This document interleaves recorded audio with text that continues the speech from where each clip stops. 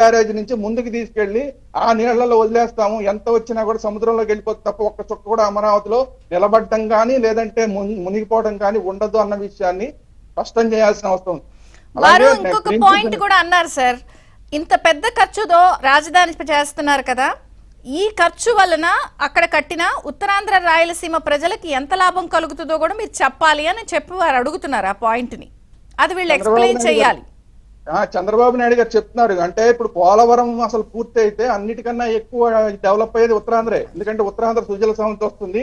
ఇప్పుడు అనకాపల్లి దాకా ఉన్న కాలువలు విశాఖపట్నం ఇంకా ముందుకు కూడా తీసుకెళ్లొచ్చు, శ్రీకాకుళం దాకా తీసుకెళ్లే ప్రాజెక్ట్ ఉంది. అది ఆ ఉత్తరాంధ్ర సుజల స్రవంతి మీద ఎప్పటికప్పుడు పనిచేస్తూ ఉండండి. మీరు పోలవరం మీద ఎంత స్ట్రెస్ చేస్తున్నారో ఉత్తరాంధ్ర సుజల స్రవంతి మీద అంత స్ట్రెస్ చేస్తున్నట్టుగా మీరు వర్క్ చెయ్యాలి. వర్క్ చేస్తే కనుక పోలవరం మీద ఎంత ఖర్చు పెట్టినా అది మన కోసమే చేస్తారన్నది ఉత్తరాంధ్ర ప్రజలకు వెళ్తుంది.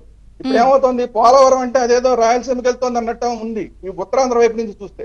కానీ రాయలసీమ వైపు నుంచి చూస్తే ఏముంది, ఇదంతా ఏదో ఎవరి కోసం చేస్తున్నట్టు కేవలం కృష్ణా జిల్లా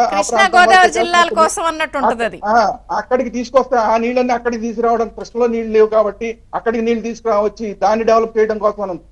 అదే నేను అంటున్నా, మీరు చేసే పని అద్భుతంగా ప్లానింగ్ బాగుంది, కానీ దాన్ని ఎగ్జిక్యూట్ చేసే సందర్భంలో ప్రజలకు అర్థమయ్యేలాగా చెప్పడంలో ఫెయిల్ అవుతున్నారు. ఇంకొక విషయం చెప్తా, గతంలో ఈ సంబంధించి అమరావతికి సంబంధించిన ప్లానింగ్ల విషయంలో చాలా పెద్ద ప్రాపగాండా, బ్యాడ్ ప్రాపగాండా జరిగింది. మళ్ళీ అంటే ఆ డిజైన్ల విషయంలో జాగ్రత్తగా చూసుకోండి. మళ్ళీ అలాంటి డిజైన్ల విషయంలో మళ్ళీ బ్యాడ్ ప్రాపగాండా జరిగితే మీరు ఎంత డబ్బులు ఖర్చు పెట్టినా కూడా అరే ఇలాంటి ప్లానింగ్ అనేది వస్తుంది. అంటే డిజైన్ విషయంలో అదొకసారి జస్ట్ చూసుకోండి. ఎందుకంటే నేను ఎందుకు చెప్తున్నానంటే గతంలో ఎక్కడెక్కడ బ్యాడ్ వచ్చిందో అలాంటి బ్యాడ్ ఈసారి రాకుండా. ఎందుకంటే అప్పుడు కూడా గుర్తుండే ఉంటుంది మీకు, టెంపరీ అన్నారు, ట్రాన్సిట్ అనాల్సింది పోయి టెంపరీ అని పడేశారు ఇల్లు. దాని మీద ఎక్కువ స్ట్రెస్ అయిపోయేసరికి ఏమైంది, దాని మీద అసలు ఎంత వేస్ట్ గా ఖర్చు పెట్టేశారు. చివరికి ఏదో 4 బిల్డింగ్లు కట్టేశారు, డబ్బులంతా వేస్ట్ అయిపోయినాయి అనుకున్నారు. కాబట్టి నేను అనేది, మీరు చేసే పనులు మీకు కరెక్ట్ ప్లానింగ్ ఉంది. ఆ ప్లానింగ్ ఉన్న విషయాన్ని ప్రజలకు అర్థమయ్యే చెప్పడంలో మీరు ఫెయిల్ అయ్యారు లాస్ట్ టైం.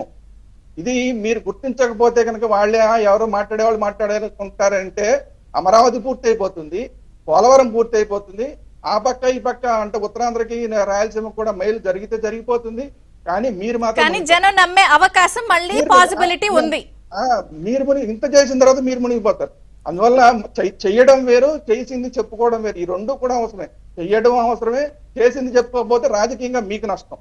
సో అందువల్ల ఇంకోటి, అందుకైనా చెప్తున్నా, గ్రీన్ ట్రిబ్యునల్ విషయంలో జాగ్రత్త పడండి. ముంపు విషయంలో మీరు ఏం చేస్తున్నారో కూడా క్లియర్ గా ఎప్పటికప్పుడు చెప్పండి. ఉత్తరాంధ్ర సుజల స్రవంతిని మీరు ఎప్పటికప్పుడు ఏ పనులు చేస్తున్నారో చెప్పండి. రాయలసీమకి ఈ నీళ్లు ఎట్లా వెళ్తున్నాయో చెప్పండి. ఇవి చెప్పకుండా కేవలం అమరావతి పోలవరం అంటే మాత్రం మీరు ఎన్ని బస్సులు వేసి ఎంతమందిని తీసుకెళ్లి చూపించినా కూడా లాస్ట్ టైం ఏం జరిగిందో ఆ ప్రమాదం మళ్ళీ మీకు కొంచెం ఉంటుంది.